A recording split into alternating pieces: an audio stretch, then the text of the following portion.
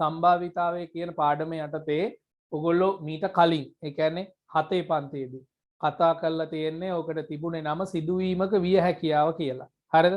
එතන සම්භාවිතාව මේ සම්භාවිතාවය කියලා මාතෘකාව තිබුණේ නැහැ. සිදුවීමක විය හැකියාව කියලා තමයි තිබුණේ. 8 පන්ති කතා කරලා තියෙනවා සිදුවීම් ගත්තොත් එහෙම විවිධාකාර පරිසරයේ සිදුවන සිදුවීම් වර්ග කරන්න පුළුවන් කොටස් කීපයකට. හරිද? කොටස් 3කට ප්‍රධාන වශයෙන් වර්ග කරනවා. ඒවා තමයි ස්ථීරවම සිදුවන සිදුවීම්, ස්ථීරවම සිදු නොවන සිදුවීම් සහ අහඹු සිදුවීම් කියලා. හරිද? ප්‍රධාන වශයෙන් එහෙනම් කොටස් 3කට කැඩෙනවා. ඔයගොල්ලෝ දන්නවා නැගෙනහිරින් ඉර පායනවා කියලා කිව්වොත් එහෙම ඒක අනිවාර්යයෙන්ම හැමදාම එහෙමයි. ඒක වෙනසක් වෙන්නේ නැහැ නේ. ඒක වෙනසක් වෙන්න පෘථිවිය අනිත් පැත්තට කැරකෙන්නට ඕන නේ. ඒක නිසා එය අනිවාර්යයෙන්ම සිදුවන සිදුවීමක්. ඒක නිසා ඒ වගේ අපි කිව්වා ස්ථීරවම සිදුවන සිදුවීම් කියලා. ඒ වගේ එන ස්ථීරවම සිදුවන සිදුවීම් වලට උදාහරණ කියන්න කිව්වොත් ඔක ඔයගොල්ලෝ ලොකු වැඩක් නෙමෙයිනේ. අනිවාර්යයෙන්ම සිදුවන සිදුවීම් වලට ස්ථීරවම සිදුවන ඒවට උදාහරණ කියන්න පුළුවන්. මොකක් හරි දෙයක් උඩ විසි කළොත් බිම වැටෙනවා. හරිද? ගල් ගෙඩියක් වගේ දෙයක් උඩට විසි කළොත් එහෙම අනිවාර්යෙන් පල්ලෙහාට වැටෙනවා. පල්ලෙහාට නොවැටෙන කිසිම හේතුවක් නැහැ. අනිවාර්යෙන් පහළට වැටිය යුතුයි. හරිද? ඒවා ස්ථීරවම සිදුවන දේවල්. ඊළඟට ස්ථීරවම සිදු නොවන දේවල් අපිට කියන්නට පුළුවන්. ස්ථීරවම සිදු නොවන දේවල් වෙන්නෙම නැහැ. ඒක කිසිසේත්ම විය නොහැකි. අර නැගෙනහිරින් ඉර පායනවා කියපුව බටහිරින් ඉර පායනවා බටහිරින් ඉර පෑයීම ඈ වෙන්න බෑ. ඒක ස්ථිරවම සිදු නොවන සිදුවීමක්. ඉදිරියේ වෙනස්කම් වෙන ඒවා ගැන කතා කරන්න දෙයක් නැහැ. බටහිරින් ඉර පායන්නේ නැහැ. ඒතකොට ඒක වෙන්නේ නැහැ. ඒ වගේම අපි හිතමු ගල් ගෙඩියක් දාලා වතුරේ පාවෙනවද බලනවා.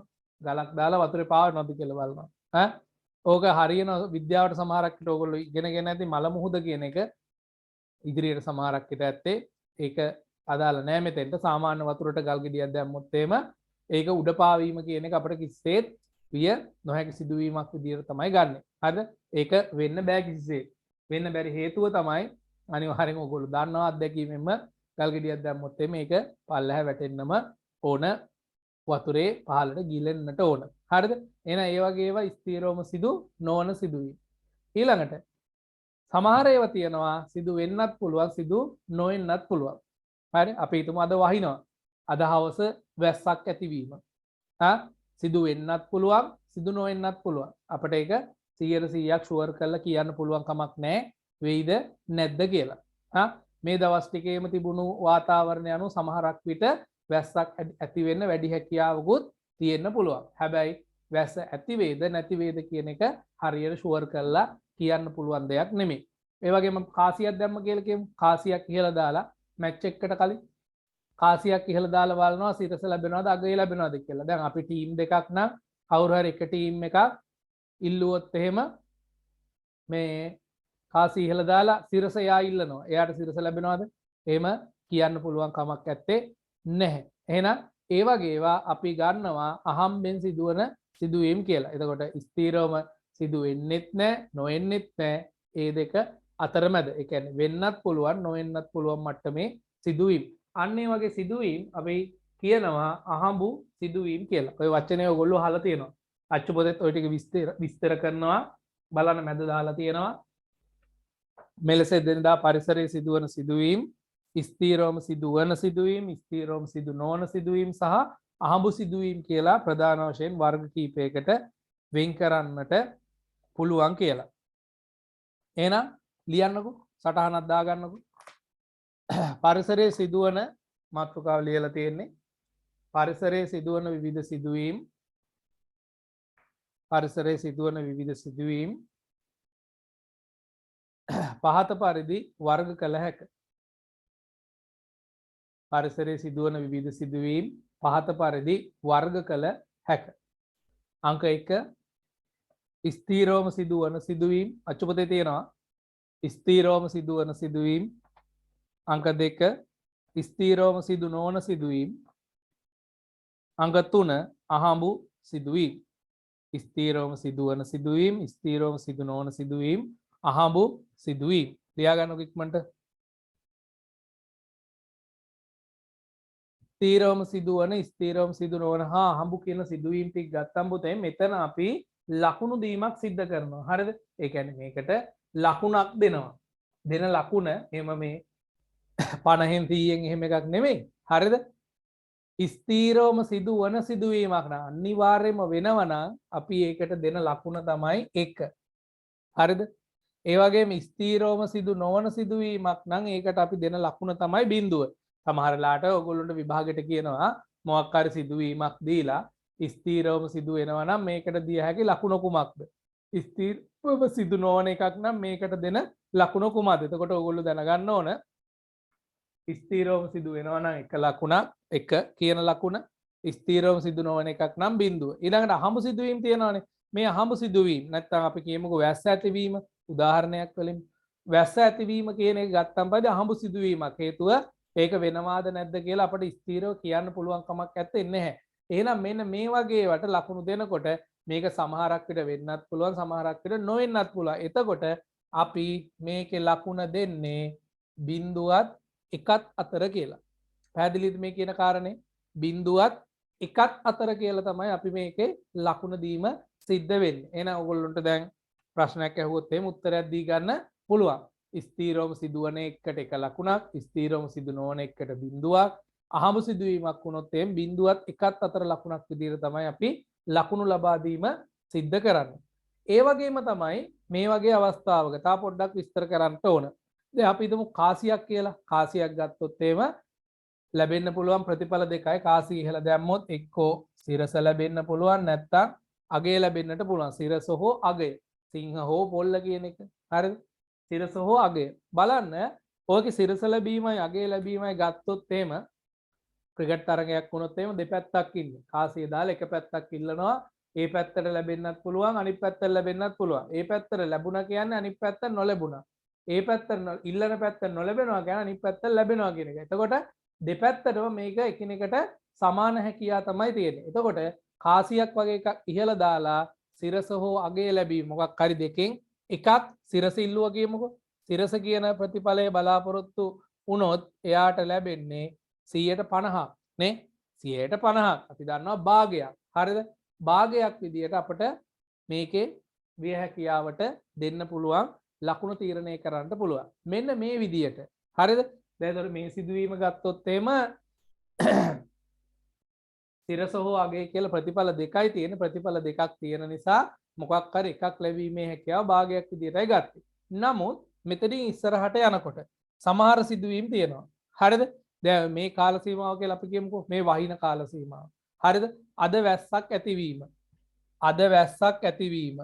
වැස්සක් ඇතිවීම කියන එක ගත්තොත් ඔයගොල්ලොන්ට හිතෙන්නේ වැස්ස ඇති වෙන්න වැඩිපුර හැකියාවක් තියනවද නැද්ද? අද දවසේ වැස්සක් ඇති වෙන්න වැඩි හැකියාවක් තියනවද නැද්ද? මේ දවස් ටිකේම තියෙන වාතාවරණය බැලුවට පස්සේ. වැස්සක් ඇතිවීමේ හැකියාව වැඩිද අඩුද? වැස්සක් ඇතිවීමේ හැකියාව අඩුද වැඩිද කියලායි මං අහන්නේ. වැඩි නේ. වැස්සක් ඇතිවීමේ හැකියාව වැඩි. එතකොට මෙන්න මේ වගේ අවස්ථාවක අපි වැස්සක් ඇතිවීම කියන එක හරිද? දැන් භාගයක් විදිහට ගන්නෙ නැහැ. හේතුව භාගයක් විදිහට ගන්න නැත්තේ ඇති වෙන්නත් බෑ නැති වෙන්නත් බෑ. නමුත් මේක වැඩිනේ. හරි? වැස්ස ඇතිවීමේ හැකියාව වැඩි. ඒක නිසා අපි මෙතන කියන්නේ මේක භාගයට වඩා වැඩි. භාගයත් එකත් අතර. හරිද? භාගයත් එකත් අතර තමයි ප්‍රවණතාවය තියෙන්නේ. මේක පොඩ්ඩක් මම මෙන්න මෙහෙම පැහැදිලි කරන්න. ඔයගොල්ලෝ සංඛ්‍යා රේඛාව දන්නවනේ. මෙන්න බිඳුව. හරිද? මෙන්න 1. මේක අතර මැදන භාගය තියෙන්නේ. නේ? බිඳුව 1 භාගය. දැන් ස්ථීරවම සිදු නොවන එකක් නම් මෙන්න. ස්ථීරවම සිදුවන එකක් නම් 1යි. එහෙනම් මෙතන තමයි ලකුණු වෙන්නේ. ස්ථීරවම සිදු නොවන සිදුවීමක් නම් මෙතන තමයි ලකුණු වෙන්නේ. අහඹු සිදුවීමක් කියන එක 0.1යි අතරමැද තියෙනවා කියලා කිව්වේ. හැබැයි කාසියක් ඉහළ දැම්මොත් ලැබෙන ප්‍රතිඵලය වගේ එකක් ගත්තොත් එහෙම හරියටම භාගයයි. මොකද අනිවාර්යෙන් දෙකෙන් එකක් තමයි ලැබෙන්නේ. එතකොට මේකේ මැද තමයි එන්නේ. නමුත් මෙන්න මේ වගේ වැස්ස දීර්ඝව තියෙන කාලෙක වැස්ස ඇතිවීම කියන එක ගත්තොත් එහෙම අපට කියන්න පුළුවන් වහින්න තියෙන ප්‍රවණතාවය වැඩි. එතකොට මේකට දෙන ලකුණු තීරණය කරන්න කිව්වොත් එහෙම අපට කියන්න වෙන්නේ භාගයත් එකත් අතර කියලා. එතකොට බලන්න මේ භාගයට වඩා වැඩි. මෙතනින් මේ පැත්තට තමයි ලකුණු වීම කොහේ හරි තැනක සිද්ධ වෙන්නට ඕන. සංඛ්‍යා රේඛාව ලකුණු කරන්න දෙන්නේ නැහැ. මම මේ රේඛාව ඇසුරින් ඕගොල්ලන්ට පැහැදිලි කළේ. භාගයට වඩා වැඩි. හරිද? මෙහෙම වුණොත් එහෙම වහින්නෙම නැහැ. හරිද? දැඩි නියඟයක් තියෙන කාලයක්. දැඩි නියඟයක් තියෙන කාලයක්. වහින්නේ බොහෝම කලාතුරකින්. එතකොට ඒ කාලෙට වැස්ස ඇතිවීමේ හැකියාව ගැන ඕගොල්ලෝගේ අදහස මොකක්ද? වහින්නෙම නැති කාලයක්. ඔය අපි කියන අගෝස්තු වල පායනවා කියලා නේ. එතකොට ඒ කාලෙට වැස්ස ඇතිවීමේ හැකියාව අඩුයි නේ. අඩුයි කියන්නේ නැහැම කියන එක නෙමෙයි. බිඳුව නෙමෙයි. හරිද? කියන්න බෑ කොයි වෙලාවෙ වැස්සක් කඩාගෙන වැටේද කියලා නේ. අඩුයි. අඩුයි කියන්නේ බිඳුව නෙමෙයි. එහෙනම් ඒ වගේ කාලයක ලකුණ ලබා දීම සිද්ධ වෙන්නේ මෙන්න මේ කීයද? 0.1 අතර තමයි ලකුණ සිද්ධ වෙන්නේ. එහෙනම් බිඳුව සහ භාගය බිඳුව සහ භාගය අතර ලකුණක් තමයි එහෙමුණා නම් ලකුණු ලබා දීම විදියට සිදු වෙන්නේ. මේ කියපු ටික ආයි පාරක් පොඩ්ඩක් බලමුකෝ. මොකක්ද? ස්ථීරවම සිදු වෙනවා නම් 1යි. ඒක ප්‍රශ්නයක් නැහැ. ස්ථීරවම සිදු නොවෙනවා නම් 0යි. ඒක ගැටලුවක් නැහැ. අහඹ සිදුවීම් වලට අපි ලකුණු දෙන්නේ 0වත් 1ත් අතර ලකුණු. ඒ කියන්නේ මේ දෙක අතර මැද ඒවා. ඒකෙදි සිදුවෙන්න වැඩි හැකියාවක් තියෙනවා නම් සිදුවීමට වැඩි හැකියාවක් තියෙනවා නම් අපි ලබා දෙන ලකුණ භාගයත් 1ත් අතර වැඩි හැකියාවක් තියෙනවා නම් සිදුවීමට අඩු හැකියාවක් නම් තියෙන්නේ 0වත් භාගයත් අතර ලකුණක් විදිහට තමයි ලකුණු ප්‍රදානය කිරීම සිදු වෙන්නේ. එහෙමනම් හැබැයි මේ වගේ වුණොත් එහෙම මොකක්ද? සිදු වෙන්නත් සිදු නොවෙන්නත් සමාන හැකියාවක් නම් තියෙන. ඒ කියන්නේ ගොඩාක් වෙලාවට මොකක් හරි ලැබෙන්න පුළුවන් ප්‍රතිඵල දෙකක් නම් තියෙන්නේ. කාසියක සිරස හෝ අගේ ලැබීම වගේ එකක් ගත්තොත් එහෙම හරියටම භාගයක් විදියට තමයි අපි මේකට ලබා දෙන ලකුණ විදියට තීරණය කරන්නේ. බලන්න ඔයගොල්ලෝගේ අච්චු පොතේ 15ම 149 පිටුවේ කිසි විටක සිදු නොවන සිදුවීමක විය හැකියාව 0යි. නියත වශයෙන් සිදුවන සිදුවීමක විය හැකියාව 1යි. විය හැකියාව. අහඹු සිද්ධියක එම සිද්ධිය සිදු වීමේ ප්‍රවණතාවට අනුව විය හැකියාව 0වත් 1ත් අතර අගයක් ලෙස ගනු ලැබේ. අනිත් පැත්තට පෙරලා 150 පිටුවට එතන කියනවා බලන්න පැහැදිලි කරලා දීලා තියෙනවා. මොකද? හිරු බටහිරින් උදා වීම 0යි. වෙන්න බෑ. හිරු නැගෙනහිරින් උදා වීම 1යි. අනිවාර්යෙන් වෙනවා. කාසියක් උඩ දැමීමේදී හිස ලැබීමේ විය හැකියාව 0.1 අතර පවතී. නමුත් කාසිය කියලා කිව්වම භාගය තමයි දෙන ලකුණ. ඒ කියන්නේ මෙතන ඔයගොල්ලන්ට පැහැදිලි කරලා දීලා තියෙන්නේ මේ විය හැකියාව කියන එක. ඒ කියන්නේ දෙන ලකුණ තීරණය කරනකොට ස්ථීරවම වෙනවා නම් එකක්, ස්ථීරවම සිදු නොවෙනවා නම් 0ක්, ඒ වගේම අහඹු සිදුවීමක් නම් 0වත් 1ත් අතර කියන එක. හරිද? ඒකේ බලන්න ඔය කහපාට කොටුවක් තියෙනවානේ. කහපාට කොටුව ඇතුලේ තියෙන එක පොඩ්ඩක් කියවලා බලන්න. තේරුමක් තියනවාද කියලා මොකක් හරි තේරුම් ගන්න පුළුවන්ද කියලා. යම් සිදුවීමක් සිදුවීම සහ එම සිදුවීම සිදු නොවීමේ විය හැකියාව සමාන නම් වෙන්නත් පුළුවන් නොවෙන්නත් පුළුවන් තත්ත්වෙ නම් තියෙන්නේ සිද්ධිය සිදුවීමේ හැකියාව භාගයක් ලෙසද භාගයේද සිද්ධිය නොවීමේ හැකියාව භාගයක් ලෙසද පවතී. ඒ කියන්නේ කාසියක් ඉහළ දැම්මොත් එම සිරස ලැබීම භාගයයි. එහෙනම් සිරස නොලැබීමත් භාගයම තමයි. මොකද සිරස නොලැබුණොත් ලැබෙන්නේ අගය. ඒක නිසා ඒක භාගයේ දෙපැත්තට යනවා. සිදු වීමේ හැකියාව සිදු නොවීමේ හැකියාවට වඩා වැඩි නම් සිදු වෙන්න තියෙන හැකියාව සිදු නොවෙන්න තියෙන හැකියාවට වඩා වැඩි නම් ඒ කියන්නේ මේ පැත්තට බර වුණොත් එහෙම වුණොත් කියනවා විය හැකියාව භාගයත් 1ත් අතර පවතිනවා. අන්න ඒක තමයි පැහැදිලි කළේ වැස්ස ගොඩක් වැඩි කාලෙක දිනයක වැස්සක් ඇතිවීම කියන එකට වැඩි හැකියාවක් පවතිනවා. එතකොට භාගයට වඩා වැඩි 1ත් අතර ගැන භාගයත් 1ත් අතර කියලා කිව්වේ. ඊළඟට කියනවා සිදුවීමේ හැකියාව සිදු නොවීමේ හැකියාවට වඩා අඩු නම් සිදු වීමේ හැකියාව සිදු නොවීමේ හැකියාවට වඩා අඩු නම් සිදු වෙන්න තියෙන හැකියාව සිදු නොවීමේ හැකියාවට වැඩිය අඩුයි නම් ඒ කියන්නේ මේ පැත්ත වැඩි නම් දෙන ලකුණලු මොකද්ද? 0වත් භාගයත් අතර 0වත් භාගයත් අතර අගයක් වේ. පැහැදිලිද? ඊට පස්සේ කියනවා අවසානයේ මේ කියන එක නම් එච්චර ගැටලුවක් නෙමෙයි. අහඹු සිදුවීමක් සිදුවීමේ හැකියාව p නම් එම සිද්ධිය සිදු නොවීමේ හැකියාව එක අඩු කිරීම p ලු. හරි? ඒක මම ඉදිරියට ඔයගොල්ලන්ට පැහැදිලි කරලා දෙන්නම් මොකද්ද මේ කියන කතාව කියලා. දැන් මෙන්න මේ කරුණු තුන පැහැදිලි වුණා නම් ඇති. ස්ථීරවම සිදු වෙනවා නම් 1, ස්ථීරවම සිදු නොවෙනවා නම් 0, අහඹු නම් 0.1 අතර ඒකෙනොත් සිදු වෙන්න වැඩි හැකියාවක් තියෙනවා නම් භාගයයි 1යි අතර සිදු වෙන්න අඩු හැකියාවක් තියෙනවා නම් බිඳුවත් භාගයත් අතර තමයි ලකුණු ලබා දීම සිදු වෙන්නේ. සටහන් කරලා තියාගන්න. ස්ථීරවම සිදු වන නම් 1, ස්ථීරවම සිදු නොවනවා නම් 0, අහඹු නම් 0.1ත් අතර. හරි. ඊට පස්සේ වීමටයි නොවීමටයි සමාන හැකියාවක් තියෙනවා නම් වීම හා නොවීම සමාන නම් භාගය. ඊළඟට සිදු වීම වැඩි නම් භාගයත් එකත් අතර. සිදු නොවීම වැඩි නම් බිඳුවත් භාගයත් අතර. හරි. සිදු වීම වැඩි නම් භාගයත් එකත් අතර සිදු නොවීම වැඩි නම් බිඳුවත් භාගයත් අතර කියලා අපට විය හැකියාව කියන්නට පුළුවන්කම තියෙනවා. සටහන් කරගන්නකෝ. පළවෙනි අවස්ථාව තුන නම් කිසි අවුලක් නැතුව විස්තර වෙනවා. පළවෙනි එක අනිවාර්යෙන් වෙනවා, දෙවෙනි එකත් වෙනවා, තුන්වෙනි එක වෙන්නේ නැහැ. ඒක නිසා එක එක බිඳුව කියලා දුන්නා. හරිද? හැබැයි හතරවෙනි එකේ කියන්නේ රතු 10යි නිල් 2යි තියෙනවා කියලා. මේකේ රතු පාට වැඩිපුර තියෙනවා නේ. රතු පාට වැඩිපුර තියෙනවා නම් මේ දෙකම දැන් රතුයි නිලුයි සමාන ප්‍රමාණ වලින් නෙවෙයි මෙතන තියෙන වෙනස් ප්‍රමාණ වලින්. එතකොට භාගයයි කියන උත්තරය අපිට කිසිසේත් දෙන්න බෑ. හරිද? රතුම ලැබෙනවා කියලා කියන්නත් බෑ. රතු නොලැබෙනවා කියලා කියන්නත් බෑ. එතකොට රතු මෙතන වැඩිපුර තියෙන නිසා රතු පාට එකක් ලැබීමේ හැකියාවත් වැඩි. හැකියාව වැඩි කියලා කියන්නේ අපි යන ලකුණ තමයි මොකක්ද එහෙමනම් භාගයත් එකත් අතර. භාගයත් එකත් අතර තමයි ලකුණ විදියට ලබා දෙන්නේ. පැහැදිලි ඇති. පස්වෙනි එක. ධාතු කැටේ පැතිවල ලියලා 1/3යි 2/3යි. ආකාරයේ ලකුණු කැට සාධාරණ කැටයකින් ලැබෙන මේ උඩ දැම්මම පරිදි 1 ලැබීම. 1 කියන්නේ මේ බලන්න.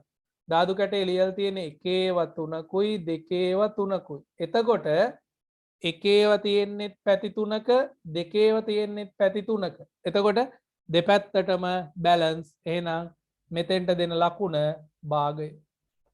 මොකද කොහාට යයිද කියලා අපිට කියන්න බෑ. දෙපැත්තෙම සමාන ප්‍රමාණ ලියලා තියෙන්නේ. මෙතන ගත්තොත් එහෙම නැහැ. රතු පාටින් වැඩි නිල් පාටින් අඩු. ඒක නිසා අපිට භාගයක් කියලා එතන කියන්න බෑ. හැබැයි මෙතන භාගයක් කියලා කියන්න පුළුවන්. ඊළඟට 6. තරංගයකදී කාසිය වාසිය ලැබීම. කාසිය වාසිය බලනකොට සිරස හෝ අගය දෙකෙන් එකයි තියෙන්නේ නේ. ලැබීමේ හැකියාවත් දෙකෙන් එකයි. මොකක් හරි කණ්ඩායම් දෙකෙන් එකකට ලැබෙන්නේ. එතකොට දෙකෙන් එකයි. 7. 1 සිට 6 තෙක් අංක ලියූ ධාතු කැටයක් ඉහළ දැමූ විට දෙකට වැඩි සංඛ්‍යාවක් ලැබීම. අන්න බලන්න. ධාතු කැටේ තියෙන ඒවා 1 2 3 4 5 6.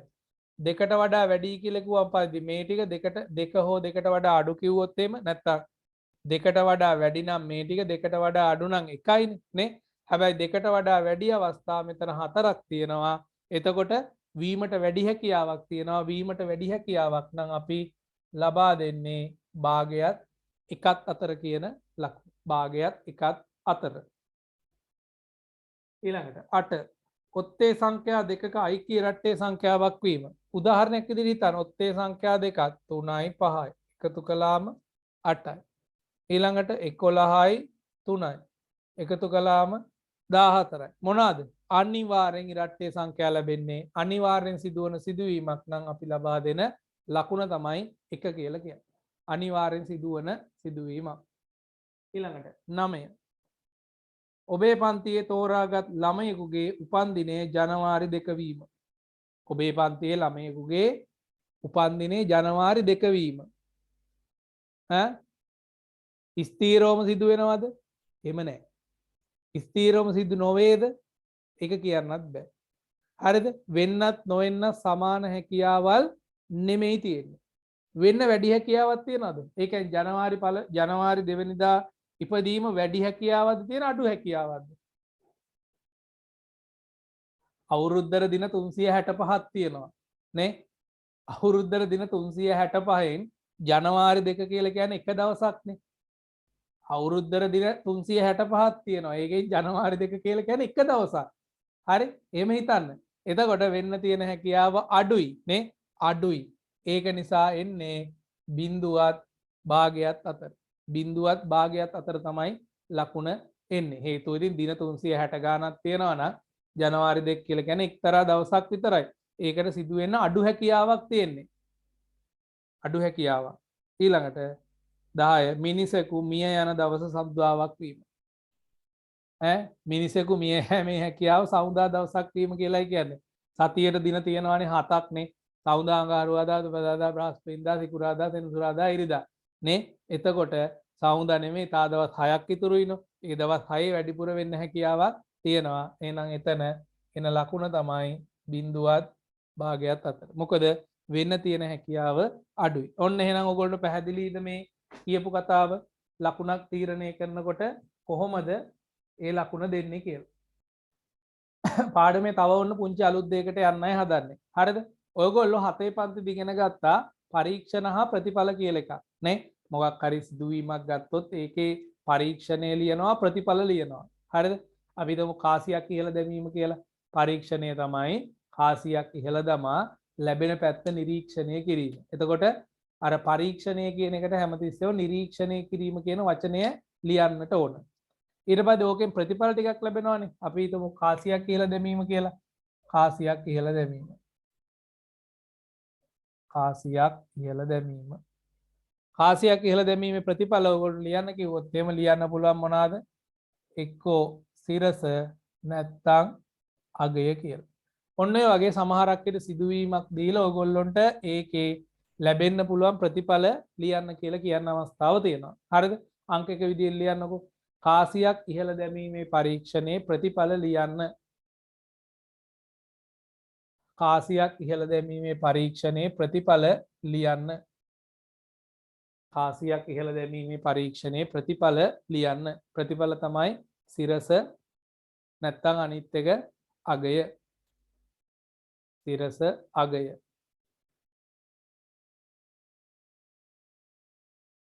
ඊළඟ එක 1 සිට 6 තෙක් 1 සිට 6 තෙක් අංකලියෝ ධාතු කැටයක් පෙරලීම. 1 සිට 6 තෙක් අංකලියෝ ධාතු කැටයක් පෙරලීම. ප්‍රතිඵල ටික ලියන්නකෝ බලන්න මොනවද කියලා. අපි මෙන්න මේ අහඹු පරීක්ෂණයක ලක්ෂණ ටික විස්තර කරන්නයි යන්නේ. ඔයගොල්ලෝගේ 152 පිටුවේ තියෙනවා කරුණු තුන. එකම තත්ත්වයන් යටතේ පරීක්ෂණය ඕනෑම වාර ගණනක් කිරීමට හැකියවීම, පරීක්ෂණයෙන් ලැබෙන ප්‍රතිඵලය පරීක්ෂණය කිරීමට පෙර හරියටම කිව නොහැකි වීම, ඊළඟ පරීක්ෂණයෙන් ලැබිය හැකි ප්‍රතිඵල සියල්ලම පරීක්ෂණය කිරීමට පෙර කිව හැකි වීම. දැන් මම අහගන්නකො මේ කියන ටිකත් එක්ක ඔයගොල්ලොන්ට මේක තේරුම් ගන්න පුළුවන් වෙයි. අපි හිතමු කාසියක් ඉහළ දැමීම කියන සිදුවීම. හරිද? කාසියක් ඉහළ දැම්මොත් එහෙම. ඕක අහඹු සිද්ධියේ මෙන්න මේ අහඹු සිදුවීම කියන එකේ ලක්ෂණ ටික තියනවාද කියලා බලමු. කාසියක් ඉහළ දාන්න කලින් කාසියක් ඉහළ දාන්න කලින් ප්‍රතිඵල ටික ඔක්කොම කියන්න පුළුවන්. කාසිය ඉහළ දාන්නට පෙර අපට කියන්න පුළුවන් ලැබෙන්න පුළුවන් ප්‍රතිඵල තමයි එක්ක සිරස එක්ක අගය. ඒක තමයි ලැබෙන්න පුළුවන් ප්‍රතිඵල ටික ඔක්කොම. එහෙනම් අහඹු පරීක්ෂණයක තියෙන සුවිශේෂී ලක්ෂණයක් තමයි පරීක්ෂණය සිදු කිරීමට පෙර ප්‍රතිඵල කියන්නට පුළුවන්. එහෙනම් කාසිය ඉහළ දැමීම ගැටලුවක් නැහැ, ප්‍රතිඵල කියා ගන්න පුළුවන්. ඊළඟට තව එකක් තමයි කාසිය ඉහළ දැම්මන් පස්සේ ලැබෙන ප්‍රතිඵලය නිශ්චිතව කියන්න බෑ. ඒ කියන්නේ සිරස ලැබේද අගය ලැබේද කියලා නිශ්චිතව කියන්න පුළුවන් කමක් නැත්තේ නැහැ. එහෙනම් අහඹු පරීක්ෂණයක තියෙනා වූ තවත් ලක්ෂණයක් තමයි කිසියම් ලැබෙනා වූ ප්‍රතිඵලයක්. ඒ කියන්නේ පරීක්ෂණය කළාට පස්සේ ලැබෙන ප්‍රතිඵලයක් නිශ්චිතව කියන්න බෑ. ඔක්කොම ටික කියන්න පුළුවන් වුණාට නිශ්චිතව කියන්න බෑ. හරි? ඊළඟට තව එකක් තමයි පරීක්ෂණය කරනකොට ඒ පරීක්ෂණයේ දිගින් දිගට එකම තත්වයට ඒ කියන්නේ අපි හිතමුකෝ කාසියක් ඉහළ දානවා. කාසියක් ඉහළ දැම්මම පස්සේ පළවෙනි වතාවේ කාසිය ඉහළ දැම්ම වගේම දෙවෙනි වතාවේ කාසිය ඉහළ දාන්න පුළුවන් වෙන්නට ඕන. ප්‍රශ්නයක් නැහැනේ කාසියක්නේ. අපි කාසිය එක වතාව නෙවෙයි මේ 100,000 වාරයක් වුණත් ඉහළ දාලා බලන්න පුළුවන්. මොකද්ද වැටෙන පැත්ත කියලා. එතකොට ඒක පරීක්ෂණයේ කිසි බාධාවක් වෙන්නේ නැහැ. මම මෙන්න මෙහෙම කිව්වම පස්සේ ඔයගොල්ලොන්ට මේ කියන එක තේරෙවි. හරිද? අපි හිතමුකෝ සබන් කැටයක් වගේ එකක්. ඔන්න සබන් කැටයක්. හරිද? සබන් කැටයක්ම කියලා කියමුකෝ. ඉවරයි වැඩේ. සබන් කැටයක් වගේ එකක් ගත්තොත් මේ සබන් කැටය මේකේ ලියනවා මේකේ පැතිවල 1 2 3 4 5 6 කියලා. හරිද? දැන් පරීක්ෂණය කරන්න කලින් ප්‍රතිඵල ටික ඔක්කොම කියන්න පුළුවන්ද බැරිද? කිසි ප්‍රශ්නයක් නැහැ කියන්න පුළුවන්. මොනවාද? 1 2 3 4 5 6. හරිනේ. ප්‍රතිඵල ටික ඔක්කොම කිව්වා. හැබැයි යම් අවස්ථාවකදී ලැබෙන ප්‍රතිඵලය කියන්න කිව්වොත් එහෙම ඒක අර මේක කියන්න බැරි වෙච්ච වගේ මෙතනත් මොකක් හරි වෙලාවකදී ලැබෙන ප්‍රතිඵලය නිශ්චිතව කියන්න බෑ. එහෙනම් මෙතන ඒ ලක්ෂණය මෙතෙන්ටත් තියෙනවා. නමුත් දැන් මේක කිව්වනේ අර එකම තත්ත්වය යටතේ කරන්න පුළුවන් කියලා. එකම තත්ත්වය යටතේ. හරි? කාසි ඉහළ දාන එක අපිට 100,000 වාරයක් වුණත් කරන්න පුළුවන්. කිසි ප්‍රශ්නයක් නැහැ. හැබැයි සබන් කැටය පෙරලලා බලන එක. ඈ සබන් කැටේ කොලේ අහිං කළා දාදු කැටයක් වගේ මෙහෙම ගහලා බලනවා කියලා කියමුකෝ. දාදු කැටේ වගේ මෙහෙම ගහලා බැලුවොත් එහෙම පළවෙනි පාර ගැහුවා කියමු. මොකක් හරි පැත්තක් වැටුණා කියමු. දෙවෙනි පාර ඔයක ආයිමත් ගන්නකොට දාදු කැටේ තිබුණු තත්ත්වෙන් තියනවාද? දාදු කැටේ නැත්තම් අපි මේ ගතපු ලයිෆ් බොයි කෑල්ල තිබුණු තත්ත්වෙන් තියනවාද? ගහපු පැත්ත තැලිලා පොඩි වෙලා ගිහිල්ලා නේ? ඒක කැඩිලා. හරිද? කැඩිලා නැතත් තැලිලා නේ? එතකොට පරණ තිබිච්ච නිකන් අර ඝනකාභයක වගේ ස්වරූපය පළවෙනි පාරම අරක ගහපු ගමන් පෙරළුවන් පස්සේදී හැඩය වෙනස් වෙලා. එහෙනම් ඔය කියන එකම තත්ත්වය යටතේ කියන එකම තත්ත්වය යටතේ පරීක්ෂණය සිදු කරන්න පුළුවන් කමක් නැත්තේ නේ. එහෙනම් මේක අහඹු පරීක්ෂණයක් විදියට ගන්න පුළුවන්ද බැරිද? අහඹු පරීක්ෂණයක් විදියට ගන්න පුළුවන් කමක් නැත්තේ නැහැ. හේතුව මොකද්ද? ඒක නැවත නැවත පරීක්ෂණය සිදු කරන්න පුළුවන් කමක් නැත්තේ නැති නිසා. එය එහෙනම් අහඹු පරීක්ෂණයක් නොවේ. පැහැදිලි නෙමෙයි කියන කාරණේ. අන්න එහෙනම් අහඹු පරීක්ෂණයක් කියනකොට පුතේ මේ ප්‍රධාන වශයෙන්ම ලක්ෂණ තුනක් තියෙනවා. මොනවාද ලක්ෂණ තුන? එකම තත්ත්වය යටතේ පරීක්ෂණය නැවත නැවත කරන්න පුළුවන් වෙන්නට ඕන. ඒ කියන්නේ ඒ භාවිතා කරපු වස්තුවට හානියක් නොවි නැවත නැවත කිරීමට හැකියාව තිබිය යුතුයි. දෙවෙනිට කියනවා පරීක්ෂණය කරන්න කලින් ඔක්කොම ප්‍රතිඵල ටික කියන්න පුළුවන්. ප්‍රශ්නයක් නැහැ. කාසියක් ඉහළ දැමීම නැත්නම් අපි කැට ගහන දාදු කැටයක් කියලා කියමු. ප්ලාස්ටික් වලින් හරි ලී වලින් හදපු එක. එතකොට කිසි ප්‍රශ්නයක් නැහැ. ප්‍රතිඵල ටික ඔක්කොම කියන්න පුළුවන් පරීක්ෂණය කරන්න කලින්. ඒ වගේම පරීක්ෂණයෙන් ලැබෙන්න පුළුවන් ප්‍රතිඵලය වේලාසන කියා ගන්න බෑ. ඔන්න ඔය කියන ලක්ෂණ ටික සහිත පරීක්ෂණයකට තමයි අපි කියන්නේ අහඹු පරීක්ෂණයක් කියලා. හරිද? අහඹු පරීක්ෂණයක් කියලා කියනවා ඔය ලක්ෂණ තුනෙන් යුක්ත පරීක්ෂණයකට ගන්න. අච්චුපතත් එක්ක තමයි මේ විස්තර කරගෙන යන්නේ. හරි? සාර්ථක භාගය කියන වචනේ. සාර්ථක භාගය. ඒ කියන්නේ අපි කරපු ප්‍රමාණයෙන් කොච්චර වාර ගාණක් සාර්ථකද කියන එක තමයි මේ කියන්නේ. හරිද? සාර්ථක හෝ සමහරක් විට අසාර්ථක කියලා දෙන්නත් පුළුවන්. අසාර්ථක වුණත් සාර්ථක භාගය කියලා තමයි ප්‍රශ්නේ අහන්නේ. කියන එක තේරුම් ගන්න බලන්න පොඩි දෙයක්. අපි හිතමු මෙන්න මේ උදාහරණයකුත් පැහැදිලි කරලා තියෙනවා. කාසියක් ඉහළ දැම්මොත් එහෙම වාර 20ක්. හරිද? කාසියක් වාර 20ක් ඉහළ දානවා. කාසියක් වාර 20ක් ඉහළ දැම්මොත් එහෙම සිරසයි අගයයි ලැබුණු වාර ගාන පදනම් කරගෙන කාසියක් වාර 20ක් ඉහළ දානවා. හරිද?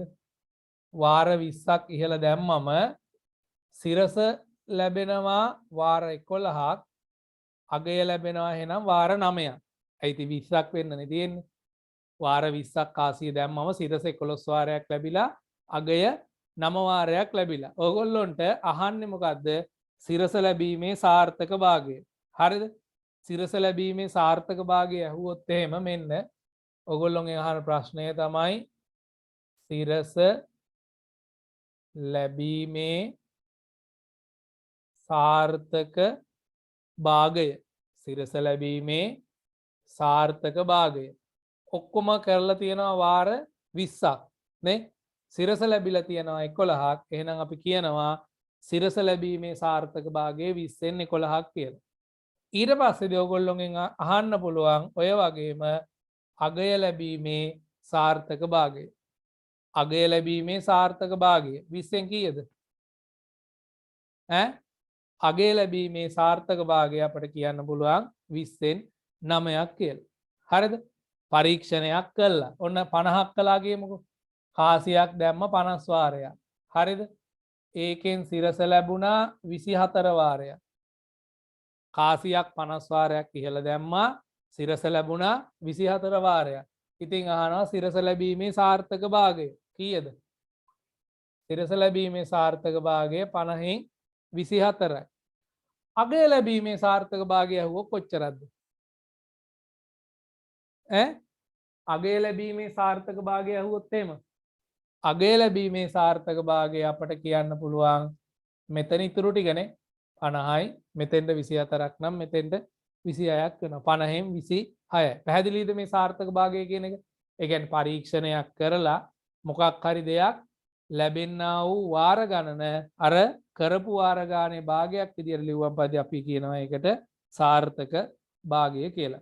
ඕකට අදාළව තමයි ඔයගොල්ලෝ මෙන්න මේ මෙතන විස්තර කරලා තියෙන්නේ මේ 153 පිටුවේ. අච්චු පොතේ 153 පිටුවේ බලන්න.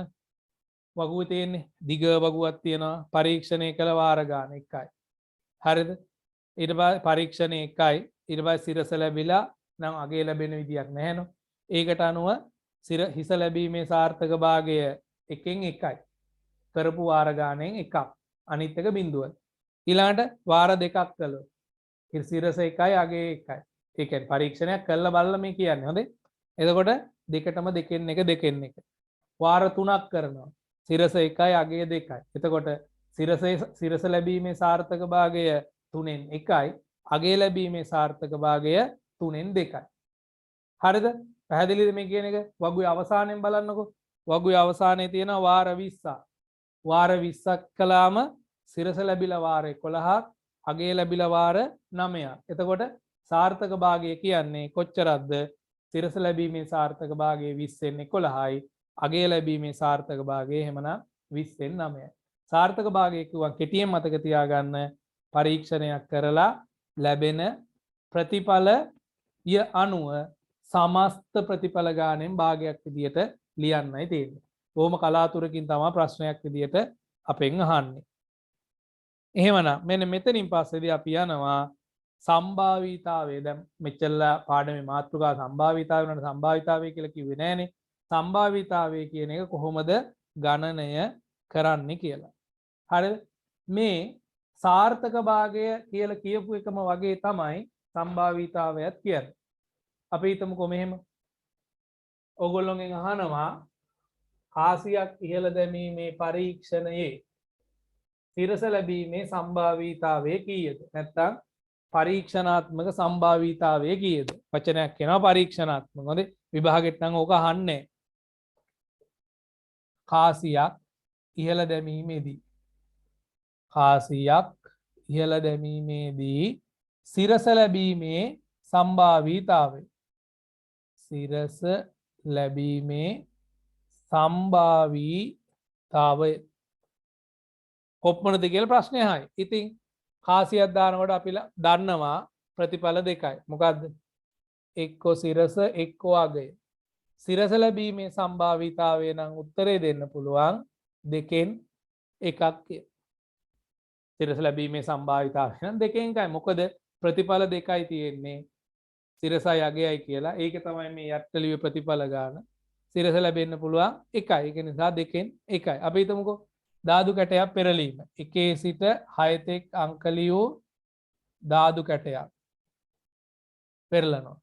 ප්‍රතිඵල ටික තමයි 1 2 3 4 5 6. ඔය තියෙන සමස්ත ප්‍රතිඵල ටික. මෙන්න අහන ප්‍රශ්න මොනවාද? ඕගොල්ලොන් අහනවා එක ලැබීමේ සම්භාවිතාවය. එක ලැබීමේ සම්භාවිතාවය කීයද? එක ලැබීමේ සම්භාවිතාවය කීයද උත්තරේ? ඔක්කොම ප්‍රතිඵල කොච්චරද? ඒකෙන් එක කියන එක නෙමෙයි උත්තරේ. එක කියලා ලියන පැති එකයි. සම්භාවිතාවය වෙනුවට හැමතිස්සෙම උත්තරේ දෙන්නේ අපි භාගයක් විදියට. හොඳට මතක තියාගන්න. හොඳේ. එතකොට ඔක්කොම ප්‍රතිඵල 6යි. එක කියන එක ලැබෙන්න පුළුවන් අවස්ථා එකයි. එතකොට සම්භාවිතාවය 6න් එකක් වෙනවා. එහෙනම් මෙන්න තව ප්‍රශ්නයක්. ඉරට්ටේ සංඛ්‍යාවක් ලැබීමේ සම්භාවිතාවය. ඉරට්ටේ සංඛ්‍යාවක් ලැබීම. මේ අර පටල ගන්න එපා. හොඳේ. කලින්කත් වගේ මේ අපි ලකුණු ලබා දීම නෙමෙයි මේ කියන්නේ. හොඳේ. කවුරුවක් පටල ගන්න එපා. විය හැකියාව කියන එක නෙමෙයි මේ පුතේ කියන්නේ. ඒ කියන්නේ එකද බිඳුවද භාගයද දෙකෙන් එකද දෙකෙන් එකත් බිඳුවත් අතරද බිඳුවත් භාගයත් අතරද එහෙම නෙමෙයි. හොඳේ. දැන් මේ කියන්නේ සම්භාවිතාවය. සම්භාවිතාවය කියලා කියන්නේ පරීක්ෂණයේ තියෙන ඔක්කොම ප්‍රතිඵල වලින් අර කියන ප්‍රතිඵලය කොච්චර වාර ගාණක් යෙදෙන්න පුළුවන්ද කියලා. හරි. අපි මේ කතා කරන්නේ ධාතු කැටය ගැනනේ. ධාතු කැටය ගත්තොත් 1 2 3 4 5 කියලා ප්‍රතිඵල 6ක් ලැබෙන්න පුළුවන්. මෙතනින් කියන්නේ ඉරට්ටේ සංඛ්‍යාවක්නේ. ඉරට්ටේ සංඛ්‍යාව විදියට බලන්න 2 ලැබෙන්න පුළුවන්, 4 ලැබෙන්න පුළුවන්, 6 ලැබෙන්න පුළුවන් නේ. ප්‍රතිඵල 3යි. එහෙනම් සම්පූර්ණ පරීක්ෂණයේ ප්‍රතිඵල 6ක් තියෙනවා. ඉරට්ටේ සංඛ්‍යා 3ක් ලැබෙන්න පුළුවන්. ඒක නිසා අපි පිළිතුර ලියනවා 6න් 3ක් කියලා. 6න් 3ක් කියලා පිළිතුර ලබා ගන්නට පුළුවන්. හරිද? තවත් එකක් ලියන්න. මෙන්න තව එකක්. 2ට වැඩි අගයක්. 2ට වැඩි අගයක් ලැබීමේ සම්භාවිතාවය. 2ට වැඩි අගයක් ලැබීමේ සම්භාවිතාවය. බලන්න කියන්නකෝ බලන්න මට හිතලා උත්තරයක්. 2ට වැඩි අගයක්. ඔක්කොම ප්‍රතිඵල නම් 6යි නේ. ඔක්කොම 6යි. ඒක හරි. 2ට වැඩි ඒවා මොනවාද? 2ට වැඩි ඒවා තමයි 3යි 4යි 5යි 6යි. ප්‍රතිඵල එතන 4යි. සම්භාවිතාවය අපිට කියන්න පුළුවන් 6න් 4ක් කියලා. තේරුණාද මේ කියන එක?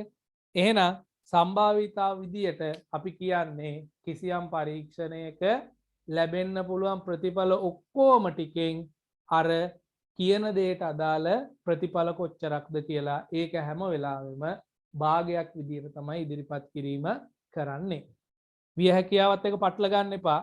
භාගය භාගයත් බිඳුවත් අතර එහෙම නෙමෙයි මේ කියන්නේ. මේ කියන්නේ සමස්ත ප්‍රතිඵල වලින් අර කියන එකට කොච්චර ප්‍රතිඵල ගානක් ගියාද කියන එක. සාර්ථක භාගයම කියන එක තමයි.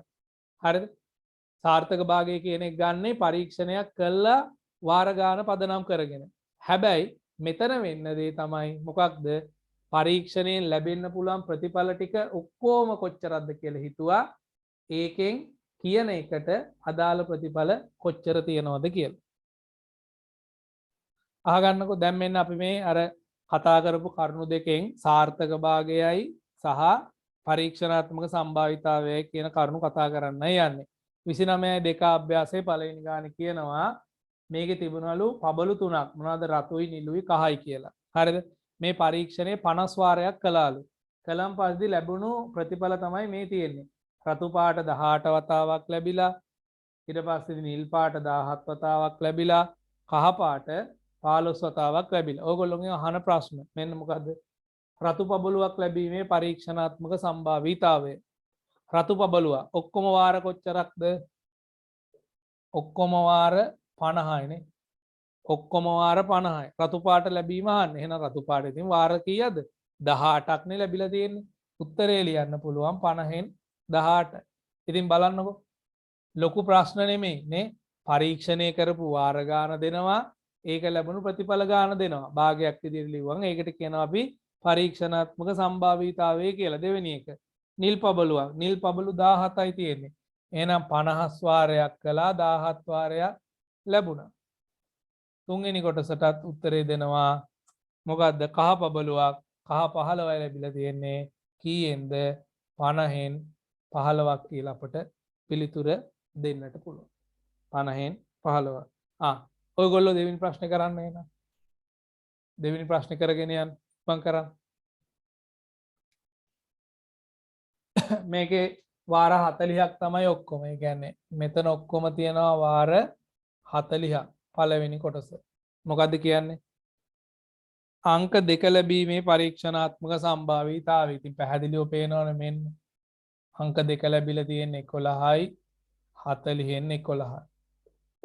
දෙවෙනි කොටස ඉරට්ටේ සංඛ්‍යාව. අන්න පුතේ ඉරට්ටේ සංඛ්‍යාව කිව්වම ප්‍රශ්නනේ. එකපාරට උත්තරේ දෙන්න බෑ. ඉරට්ටේ කියලා කිව්වම 2 වෙන්නත් පුළුවන් 4 වෙන්නත් පුළුවන්. නේ? ඉරට්ටේ සංඛ්‍යාව කියනකොට 2 වෙන්නත් පුළුවන් 4 වෙන්නත් පුළුවන්. මෙන්න වාර ගාන බලන්න. 2 ලැබිලා වාර 11ක් 4 ලැබිලා වාර 11ක්. හරියට තේරුම් ගන්න. හරිද? ඉරට් මේ පරීක්ෂණය කරපු වාර ගානෙන්. ඒ කියන්නේ 40න් අපි උත්තර දෙන්න ඕන. 40න් තමයි උත්තරේ දෙන්නේ. එතකොට 2 ලැබිලා වාර 11ක් 4 ලැබිලා වාර 11ක්. ඒවා නිරට්ටේ සංඛ්‍යා. එහෙනම් 2 ලැබුණු වාර ගානයි 4 ලැබුණු වාර ගානයි එකතු වෙනවා. එතකොට උත්තරේ එනවා 40න් 22ක් කියලා. මේ කියන්නේ පරීක්ෂණය කරපු වාර ගානේ. හරිද? 40න්. හැමතිස්සෙම 40න් තමයි උත්තරය දෙන්නේ. හරිනේ? 2 ලැබිලා වාර 11ක් 4 ලැබිලා වාර 11ක්. එතකොට මේ දෙක එකතු වුණාම උත්තරය 22ක් වුණා. 22යි. ඊළඟට 3 තුන්වෙනි එකෙන් කියනවා ප්‍රථමක සංඛ්‍යාවක් ලැබීමේ පරීක්ෂණාත්මක සම්භාවිතාවය. ඔන්න ප්‍රශ්න. ප්‍රථමක සංඛ්‍යා විදියට මොනවද ගන්නෙ? ප්‍රථමක සංඛ්‍යා දැනගන්න ඕන ප්‍රථමක සංඛ්‍යා දැනගන්න ඕන මොනවාද? 2 සහ 3. එහෙනම් 2 ලැබිලා වාර 11ක් 3 ලැබිලා වාර 10ක්. හරිද? ප්‍රථමක සංඛ්‍යා විදියට 2යි 3යි ගන්න. 2 වාර 11යි 3 වාර 10යි. එකතු නම් පරිදි එතෙන්ට උත්තරේ එනවා 40න් 21ක් කියලා. 40න් 21යි. ඕවා දැන් සමහරුන්ට ප්‍රශ්න. ඇයි? ප්‍රශ්නේ තියෙන සමහරු දන්නේ නැහැ ප්‍රථමක සංඛ්‍යා. ඉතින් ප්‍රථමක සංඛ්‍යාවක් කියන්නේ සාධක දෙකක් තියෙන ඒවානේ. හරියට ඒව මතක තියෙන්න ඕන. ඊළඟට අංක 1ට වඩා වැඩි සංඛ්‍යාවක් ලැබීම. 1ට වඩා වැඩි ඒව මොනවාද? 1ට වඩා වැඩි ඒව තමයි 2 ලැබීම, 3 ලැබීම, 4 ලැබීම. එතකොට 11 එන්න ඕන, 10 එන්න ඕන, 11 එන්නට ඕන. මේ අවස්ථා තුනම එකතු වෙනවා. කීයද? 10යි 20යි 30යි 2යි 32යි. 40න් 32ක් බවට පත් වෙනවා. 40න් 32යි. පැහැදිලිද මේ කියන එක? මෙතන අපි මේ මුලින් කියන්නේ හොඳේ අර කියපු කරුණු දෙක මම එකතැන පැහැදිලි කළාට මේ අභ්‍යාසයේ තියෙන පරීක්ෂණයක් කළ ප්‍රතිඵල වලින්. ඊළඟ අභ්‍යාසය තමයි තියෙන්නේ ඔක්කොම ප්‍රතිඵල වලින්. එහෙනම් පරීක්ෂණය 40 වාරයක් කළා නම් හැමතිස්සෙම අපි 40න් විදියට තමයි උත්තර දෙන්නේ. පරීක්ෂණය කරපු වාර ගාන යටට 40 40න් මුලින්ම කියනවා 2 2 නම් ඉතින් වාර 11යි ලැබිලා තියෙන්නේ. ඊළඟ එකෙන් කියනවා ඉරට්ටේ සංඛ්‍යා. ඉරට්ටේ සංඛ්‍යා කියවන් 2 විතරක් නෙමෙයි 4ක් තියෙනවා. එතකොට මේ දෙක එකතු වුණාම 22ක් වෙනවා. ඊළඟට තුන්වෙනි එකෙන් කියනවා ප්‍රථමක සංඛ්‍යා. ප්‍රථමක සංඛ්‍යා දැනගෙන තියෙන්න ඕන. ප්‍රථමක සංඛ්‍යා විදියට ගන්නේ 2 සහ 3. එතකොට ඒවා ලැබුණු වාර මෙතන 11ක් මෙතන 10ක් තියෙනවා. ඒ දෙක එකතුව 21යි. අවසානටම කතා කරනවා එකට වඩා වැඩි අගයක්. ඒ කියන්නේ 2 හෝ 3 හෝ 4. 11යි 10යි 21යි කියන තුන එකතු වුණාම 32ක් බවට පත් වෙනවා. 40න් 32ක් බවට පත් වුණා. බලාගන්න ධාතු කැටේ 60 වතාවක් පෙරළුවා මෙන්න ලැබුණු ප්‍රතිඵල ටික. දැන් මේවට සමහරට උත්තර දී ගන්න බැරි සංඛ්‍යා වර්ග දන්නේ නැති එකෙන්. හරිද? හැමදෙස්සෙම පුතේ මෙතන 60න් තමයි උත්තර එන්නේ. හේතුව පරීක්ෂණය කරලා තියෙනවා 60 වාරයක්. එහෙනම් 60න්. බලන්න පළවෙනි එක 5 ලැබීම. 5 කියන එක වාර කීයක් ලැබිලාද? 5. අංක 5 ලැබිලා තියෙන්නේ මෙන්න අංක 5. වාර 7යි. එහෙනම් උත්තරය 60න් 7යි. දෙවෙනි කොටස. ඉරට්ටේ සංඛ්‍යා විදියට 2 ලැබෙන්නත් පුළුවන්, 4 ලැබෙන්නත් පුළුවන්, 6 ලැබෙන්නත් පුළුවන් නේ. එතකොට 2 ලැබිලා වාර 9ක්, 4 ලැබිලා 12ක්, 6 ලැබිලා 13ක්. එහෙනම් මෙතන උත්තරේ දෙනකොට 2 ලැබුණු 9 වාර 9, 4 ලැබුණු වාර 12, 6 ලැබුණු වාර 13 එකතු කරලා 60න් භාගයක් විදියට ලියනවා. කීයක්ද? 60න් 12යි 13යි නම් 25යි 9යි 34යි නේ. 60න් 34යි උත්තරේ. 60න් 34යි. ඊළඟට ඔත්තේ සංඛ්‍යා. ඉතින් ඔත්තේ සංඛ්‍යා විදියට ලැබෙන්න තියෙන්නේ 1 නැත්තම් 3 නැත්තම් 5 වාර 1 ලැබිලා වාර 11, 3 ලැබිලා වාර 8ක්, 5 ලැබිලා වාර 7ක්. හැමතිස්සෙම 60න් පංගු. එහෙනම් 60න් කොච්චරද? 11යි 8යි 19යි 19යි 7යි 26යි 26 වාරය. ඊළඟට ප්‍රථමක සංඛ්‍යා. ප්‍රථමක සංඛ්‍යා කියලා එන්නේ මොනවාද? ප්‍රථමක සංඛ්‍යා තමයි 2 ප්‍රථමක 3 ප්‍රථමක 5 ප්‍රථමක. එහෙනම් ඒකේ වාර ගණන් ටික මොනවාද? 9 8 7. 9යි 8යි 7යි එකතු වෙන්නට ඕනේ. 2 3 5 කියන ටික 2 වාර 9කුත් 3 වාර 8කුත් 5 වාර 7කුත් ලැබිලා. එහෙනම් මෙතන 9යි 8යි 17යි 17යි 7යි 24යි 24යි කීයෙන්ද 60න් 24යි 60න් 24යි. ඊළඟට තුනේ ගුණාකාර. තුනේ ගුණාකාර විදිහට තියෙන්නේ 3යි 6යි නේ. තුනේ ගුණාකාර 3 6. මෙතන තියෙනවා 8ක්, මෙතන තියෙනවා 13ක්. 13යි 8යි එකතු කළාම 21යි කීයෙන්ද 60න් 21යි. 60න් 21යි. අවසානට අහනවා සමචතුරස් සංඛ්‍යා. සමචතුරස් සංඛ්‍යා විදිහට තියෙන්නේ 1 සහ 4. එහෙනම් මේ දෙක තමයි එකතු වෙන්නට ඕන. සමචතුරස් සංඛ්‍යා විදිහට එන්නේ 1 සහ 4. 1 ලැබිලා වාර 11ක්, 4 ලැබිලා වාර 12ක්. 11යි 12 එකතු වුණාම 23යි. කීයෙන් 23ද 60න් 23ක් වෙනවා. 60න් 23යි.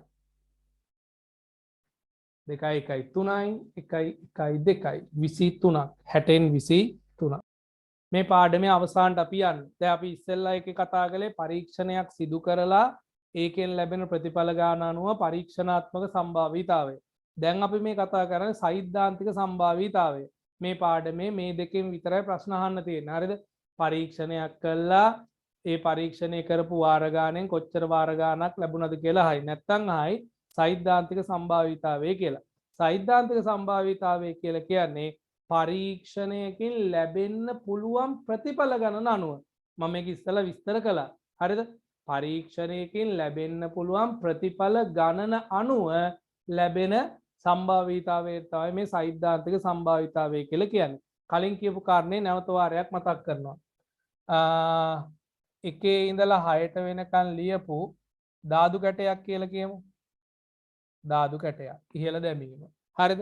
මෙන්න මේකෙදි ලැබෙන්න පුළුවන් ප්‍රතිඵල ටික ඔක්කොම ගත්තොත් එහෙම ඔයගොල්ලෝ ලිව්වා මේක 1 2 3 4 5 6.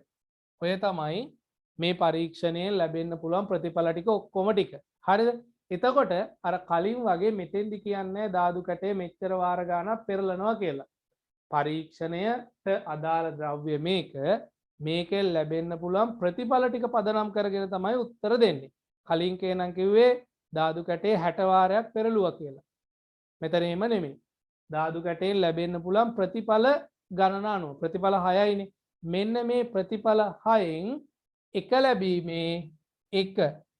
ලැබීමේ සෛද්ධාන්තික සම්භාවිතාවය. සෛද්ධාන්තික සම්භාවිතාවය අහනවා කොච්චරක්ද කියලා. මොකද කියන්නේ? එක ලැබීමේ සෛද්ධාන්තික සම්භාවිතාවය. එක ලැබීමේ සෛද්ධාන්තික සම්භාවිතාවය. දැන් ලියන්නේ කීයෙන් පංගුද?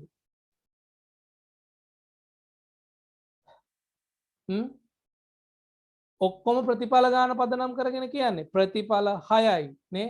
ප්‍රතිඵල 6යි එක ලැබීමේ අවස්ථා 1යි නේ. එක කියන ප්‍රතිඵල එක පාරෙන් ලියවිලා තියෙන. එහෙනම් 6න් 1යි. අන්න එහෙනම් දෙකේ වෙනසක් තියෙනවා. පරීක්ෂණාත්මක සම්භාවිතාවය කිව්වොත් පරීක්ෂණය කරලා බලන වාර ගානෙන් තමයි උත්තරේ දෙන්නේ. සෛද්ධාන්තික සම්භාවිතාවය කියලා කිව්වොත් එහෙම පරීක්ෂණයකින් ලැබෙන ප්‍රතිඵල ගණන අනුව ලැබෙන සම්භාවිතාවය. හරි? එක ලැබීමේ සෛද්ධාන්තික සම්භාවිතාවය 6න් 1යි. අන්න දැන් මං අහනවා කලින්කෙන් අහපු ප්‍රශ්නයක්ම. ඉරට්ටේ සංඛ්‍යාවක් ලැබීමේ සෛද්ධාන්තික සම්භාවිතාවය. හැමතිස්සෙම ලියන්නේ 6න් පංගු විදියට. ඉරට්ටේ සංඛ්‍යා විදියට මේ ප්‍රතිඵල වලින් මොනවද ඉරට්ටේ සංඛ්‍යා විදියට ලැබෙන්න පුළුවන්? ඉරට්ටේ සංඛ්‍යා විදියට ලැබෙන්න පුළුවන් ප්‍රතිඵල ටික තමයි 2 4 6 කියන ටික. නේ? 2 4 6. එහෙනම් පුතේ එතන ප්‍රතිඵල 3ක් තියෙනවා. 6න් 3ක් විදියට තමයි පිළිතුර දෙන්නේ. 6න් 3යි. හරිද? ඊළඟ එකෙන් ඕගොල්ලෝගෙන් අහනවා ඔත්තේ සංඛ්‍යාවක් ලැබීමේ සෛද්ධාන්තික සම්භාවිතාවය. ඊළඟෙන් අහනවා සමචතුරස්‍ර සංඛ්‍යාවක් ලැබීමේ සෛද්ධාන්තික සම්භාවිතාවය. හරි? මේක ලියාගෙන උත්තර ලියන්නකෝ. ඔත්තේ සංඛ්‍යාව ඔත්තේම ඔත්තේ සංඛ්‍යාව විදිහට ලැබෙන්න පුළුවන් ටික මෙන්න මම ලියුවා 1 3 සහ 5.